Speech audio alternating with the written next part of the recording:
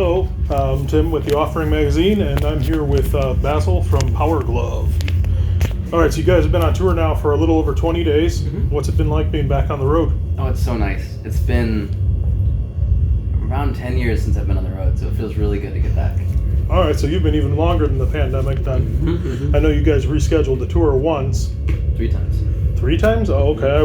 I only saw it once on the page, but yeah. I wish it was just once. Yeah, no, it kept on over and over again getting rescheduled. It's oh, wow.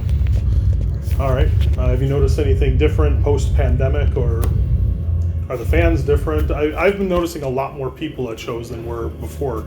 Yeah, I mean, I think the biggest thing I noticed is, like, I feel like the enthusiasm level is really high. Like, ours and everyone else's. Like, I feel like we're just so happy to finally be back and to have live music back. And, like, all of us, even myself personally, as a fan going to shows, has felt incredible. And then being able to play and kind of feel some of that enthusiasm come back to us has really been a fantastic feeling too. We've had a lot of people come out who said that's their first show since the pandemic.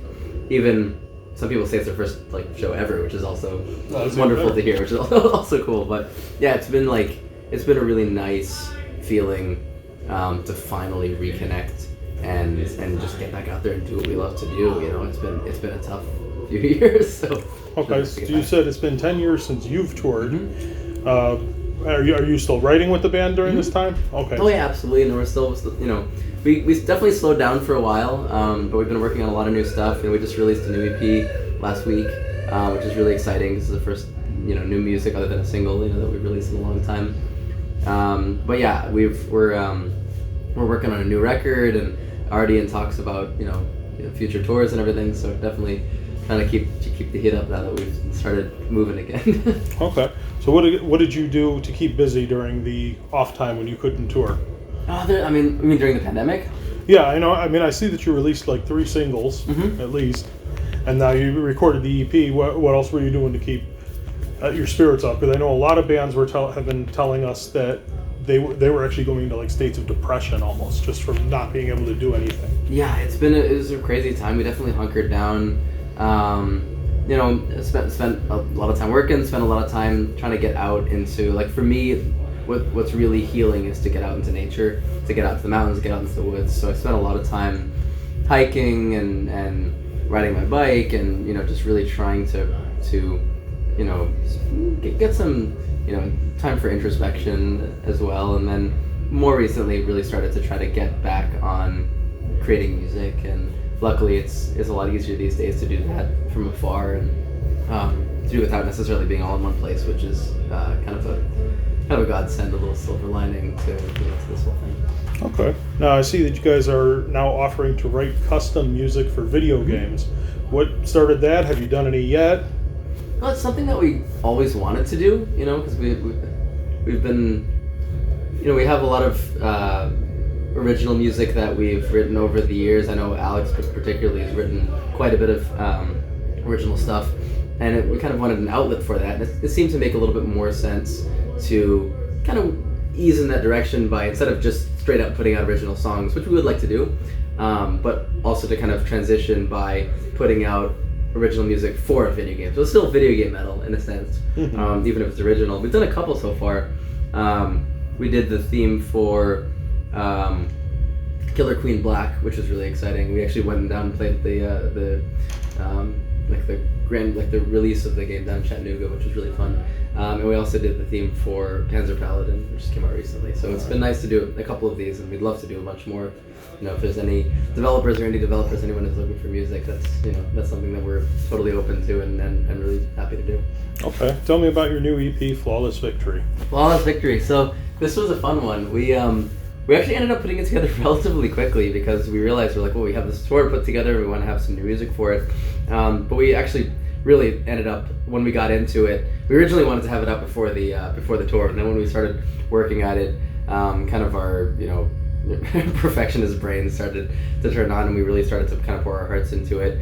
It's the first time we've done a release in a long time, so we started to really, put a lot of time into it, and we ended up doing some kind of classic Powerglove style, like Big Blue, and songs that are the Pokemon Red and Blue theme, where it's more kind of just classic, straight up, nostalgic instrumentals. But then we ended up doing a handful of songs that have vocals on them as well. Something we've dabbled in a bit in the past, but we kind of spent a lot more time and put a little bit more into the vocal side of things, since people seem to really like those tracks.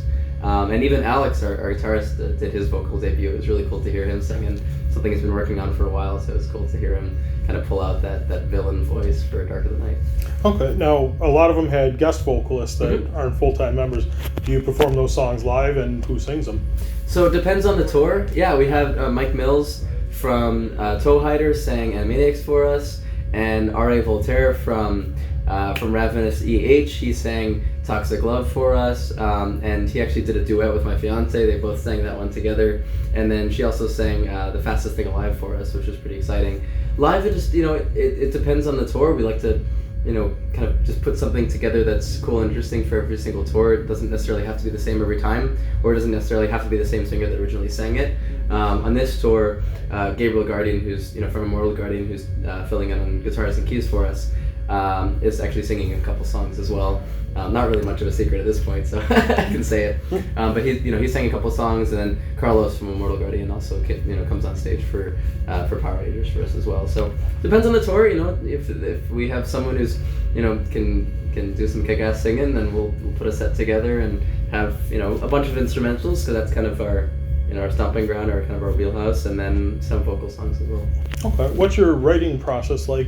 I mean, you don't do covers, but you're based off of. Mm-hmm. So how does that work when you're writing your material? So it's interesting. It's very different than just writing an original song. In some ways, the songs sort of write themselves. A lot of it's just kind of more about transposing them to metal. And certain songs just sort of sound like they could be played or would be played a certain way in metal. So then we kind of just go with what they, with what we feel like, just sort of, a path that's almost like laid out for us. Like, a lot of Mega Man songs sort of just lend themselves to kind of a power metal sound, or a lot of the Final Fantasy stuff, a lot of Nobuo Uematsu's music lends itself to that kind of grandiose symphonic metal sound. And in that sense, it's, we'll put together all the orchestrations and everything pretty closely based to what they wrote originally. But a lot of the time, we'll kind of just like roll with the way it feels.